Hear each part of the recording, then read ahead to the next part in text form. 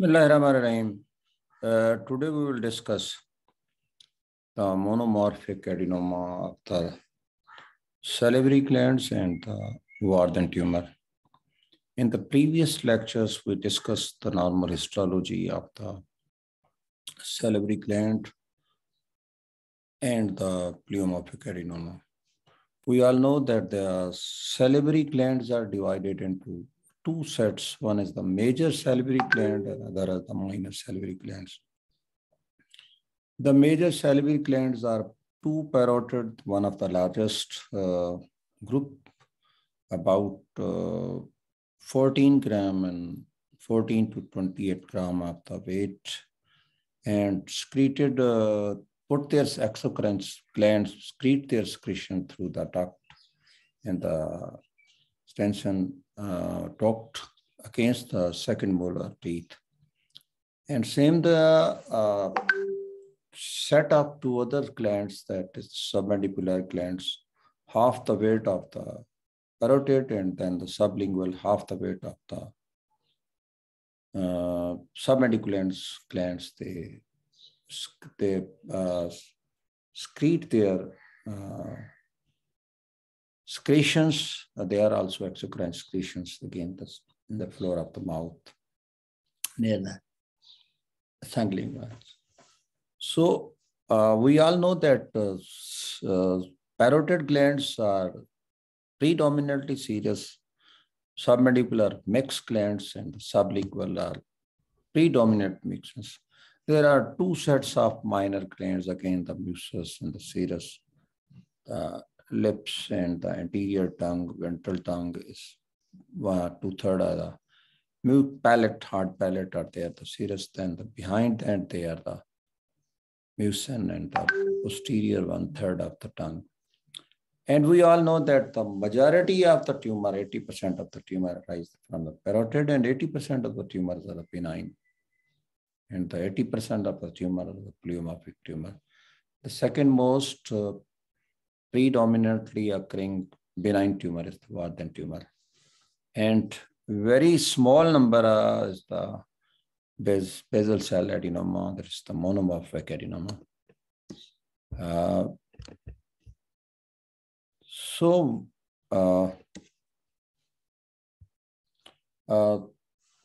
Benign tumor today we'll discuss along with the MCQ. Very important thing is that the students should concentrate on this lecture, and students, undergraduate and the postgraduate students, should learn, should write the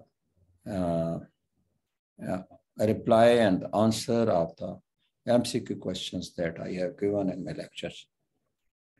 Beautiful view of the Azad Jammu Kashmir Medical College, Muzaffarabad, Professor Mulazim Hussain Bukhari. What is the Warthin tumor? The different names of these tumors: papillary cystadenoma, lymphomatosum, and another name is adenolymphoma. Most commonly it is called Warthin tumor because this tumor was first diagnosed by the person whose name is given this one. Second most common salivary tumor after the pleomorphic adenoma, again the benign, Albert in 1910, and Ellis and Auclair in 1919. It is not 91. And then Warthin described, then it became popular in 1921. Exclusively in the parotid tumor. This is MCQ question that you really asked. There are many theories. That one of the theory is that the salivary gland tissue is entrapped in the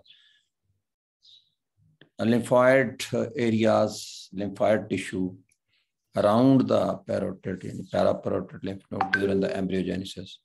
Another second theory is that there is some hypersensitivity or autoimmune reactions.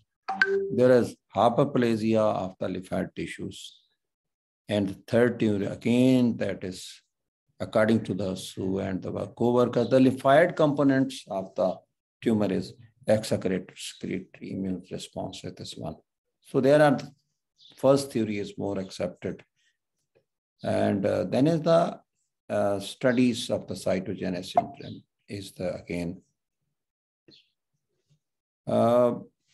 One very important thing that we discussed in previous lecture, that almost all the salivary gland tumor, benign or malignant, are predominantly in the female, while this is exclusively in the males and the smokers.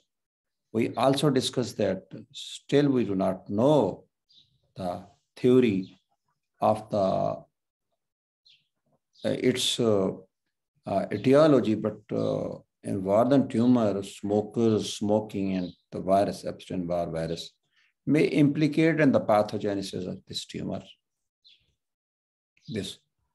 What are the different clinical patients? Same, similar, varies.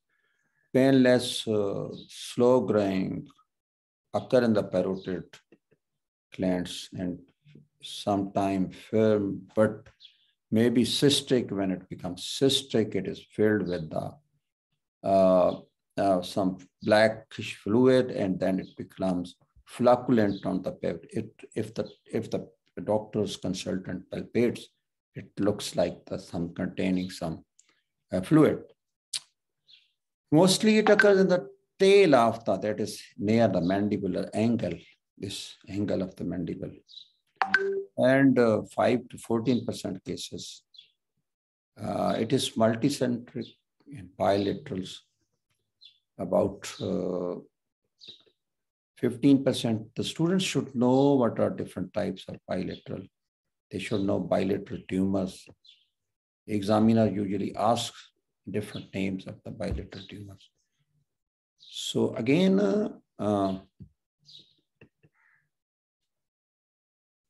yes, this is the multicentric and about this percent. Rarely, very rarely, exclusively in the parotid, very rarely in the that can come in the MCQ questions. Age, older age, males, smokers, smoker may be the grossly, it is cystic. If cut the section, you will feel a black motor oil. Like when you change the mobile of the engine, you will see that is a blackish and dirty, while liquid, oily liquid. So this is the similar fluid present in the cysts. Occasionally, the entire tumor undergoes degenerative changes and necrotic changes. And absolutely spontaneous, but then may be due to FNA changes after. This is the cystic, this cyst almost contains the blackish mobile used mobile that we usually see in the motor oils, cross appearance over the tumor. Large cystic spaces characteristically and so on. What is the histopathology of this tumor? Two components are very important. One is the epithelial and the lymphoid tissue. The lymphoid tissue is surrounding the tumor.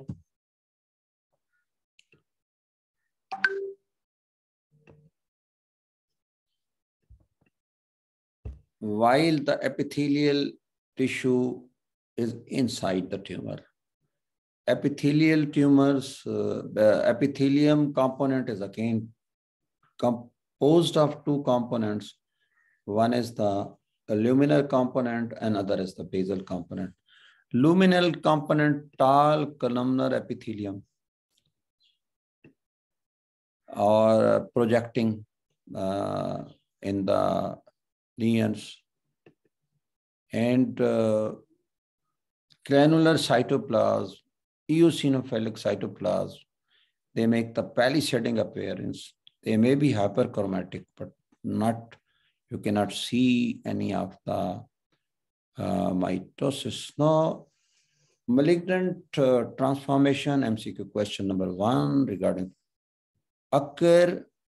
can occur malignant lymphoma mucoepidermoid carcinoma, oncocytic carcinoma, and Warthin adenocarcinoma, Merkel cell lymphoma. This is the question. The reply is that the C. Then another question, outer layer cells are oncocytic, triangular, and occasionally fusiform basal. The focal area of squamous metaplasia you can also see in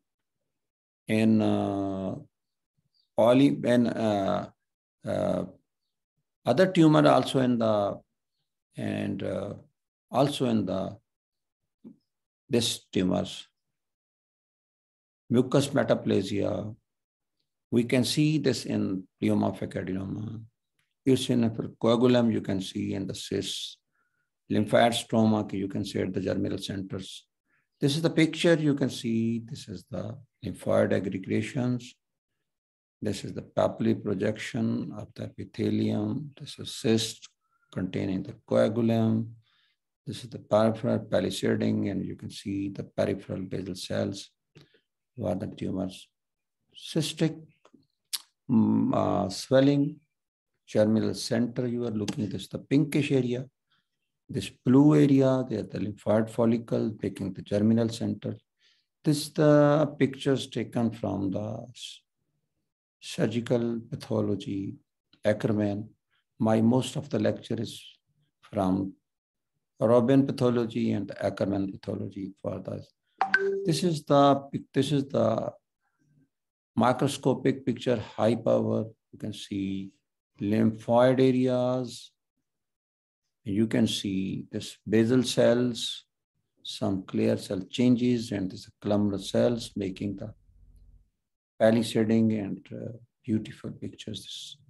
On the left side, A is the microscopic, low power. On the other cell, you are looking. And this is also cystic changes, marker fluids you can see in this one.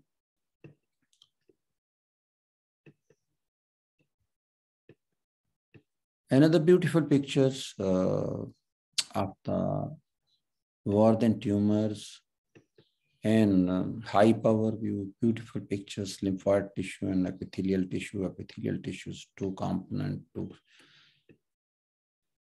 Another beautiful pictures with some metaplasia of the squamous metaplasia, mucous metaplasia you can see on the right and left side of this one. Now another question, Warthin tumor is pleomorphic adenoma of the parotid,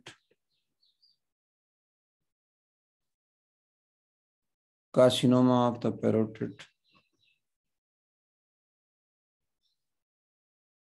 none of the above, or A is the adenolymphoma. Questions, reply is, it is called adenolymphoma. It is the adenolymphoma of the parotid, papillary cystadenoma, lymphomatosum and another name.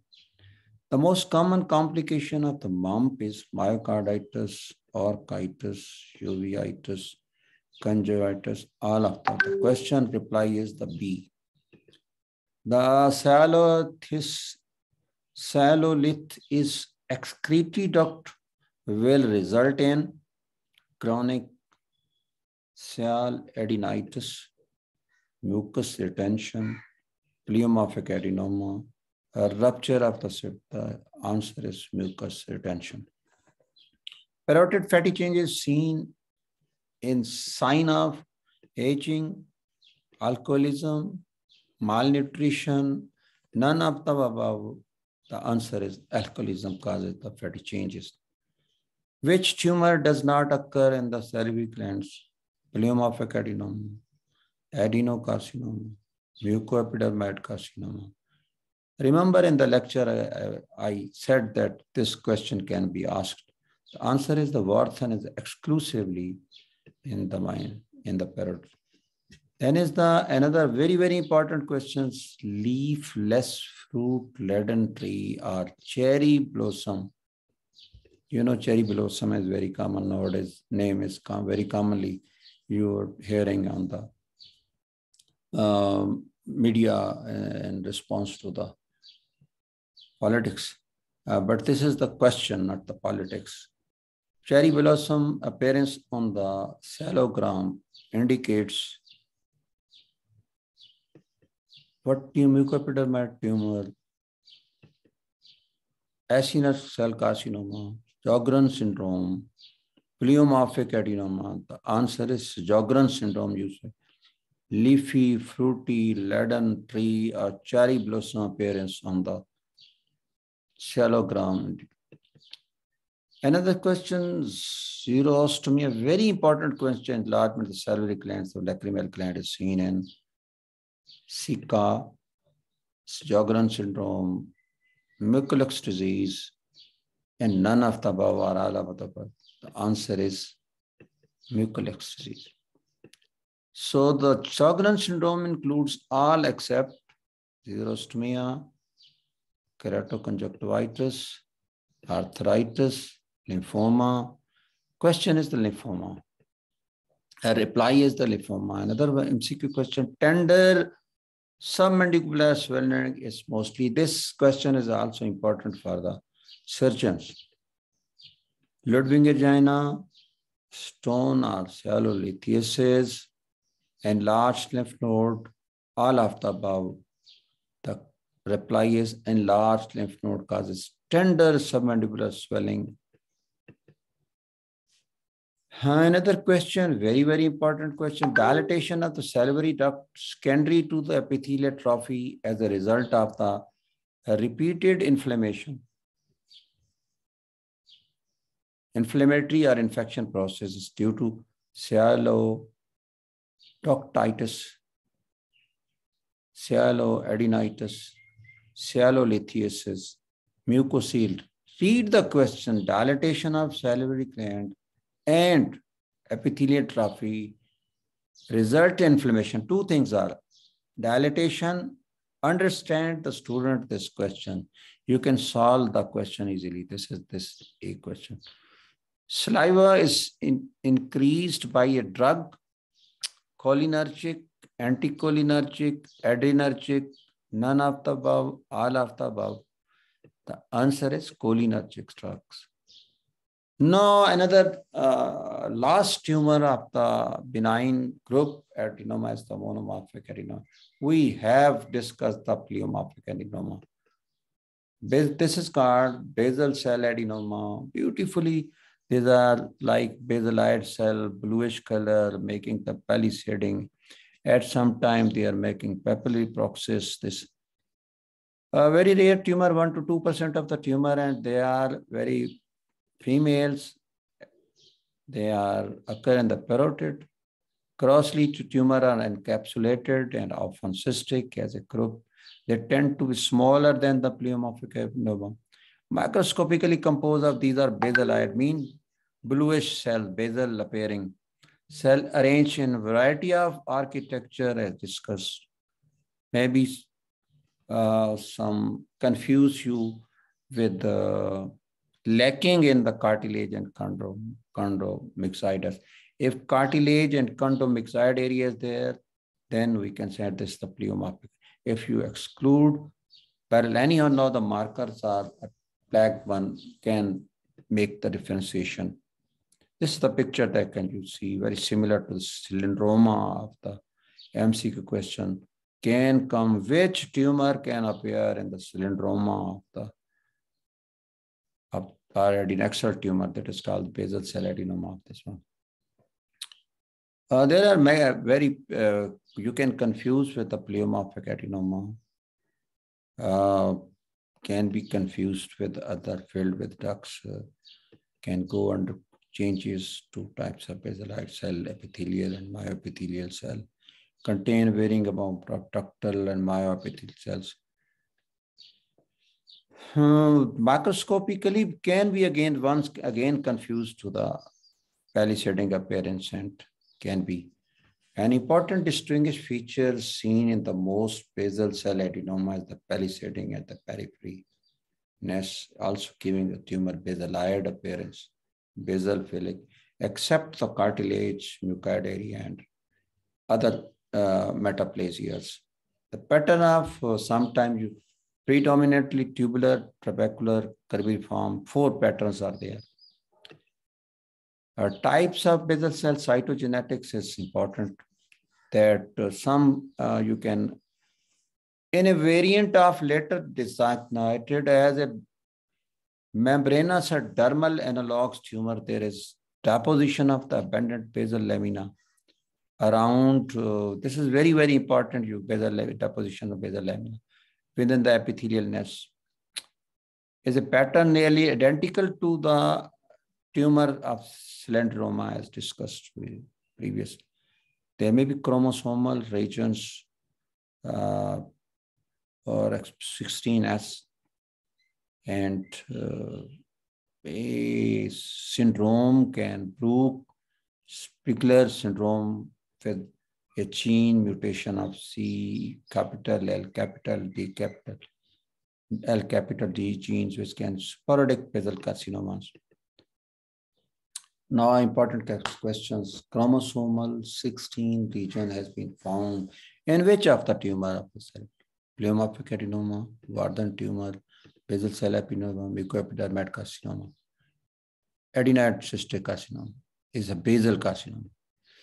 Another very important question is the mutated gene involved in this. In this Brooks-Spiegler syndrome is CLD, CY-CLID gene. Which of the mutation is there? Warthin tumor, pleomorphic tumor, sporadic cell adenoma, basal cell adenoma. It is sporadic basal cell adenoma and basal cell. Another question, which of the salivary tumor has palisading at the periphery? Fibroadenoma, sebaceous adenoma, basal cell adenoma, pleomorphic adenoma, myoepithelium. Question is C. Answer is C. Basal cell adenoma, adenocarcinoma can occur. It is a low-grade tumor. It is the malignant counterpart of the basal cell. Very rare, can be seen mainly in the parotid, but very rarely in the minor glands, predominantly in the low-grade tumor, old ages, and same picture you can thus give in the adenocarcinoma peripheral. We will show you the picture in this. Immunohistochemistry are very important, which are negative in other salivary gland malignancies. Beautiful area. You can see mitosis. This is the more cellularity. This is the eosinophilic pictures. And this is the aggressive canalicular pattern, aggressive tumor. Can be metastasis, perineural vein, like benign contribution. This is the perineural vein. This can come in the OSP. This is the canalicular variant of, this is the same, this is the variant of basal cell adenoma, but characterized by bilateral stands or ribbons of columnar epithelial separated by the loose and well vascularized ossicellular myxoid area. You can see, which can confuse you with the pleomorphic adenoma. It is, but bilayer is very important to differentiate from the pleomorphic adenoma. It is entity separate from the basal cell adenoma because of its unique morphology, but mostly the people say this is the variant of basal cell adenoma. Bilayer picture is very canalicular pattern, as you can see, cytokeratin, and this is the picture taken from this Ackerman Pathology, larger. You can see one layer, bilayer, canalicular pattern, tubular pattern, glandular pattern of the ocular. Parallel row of columnar epithelial cell opposing each other area, and the stroma is scanty, high overview. And thank you very much. And if you have any question, you can ask the question.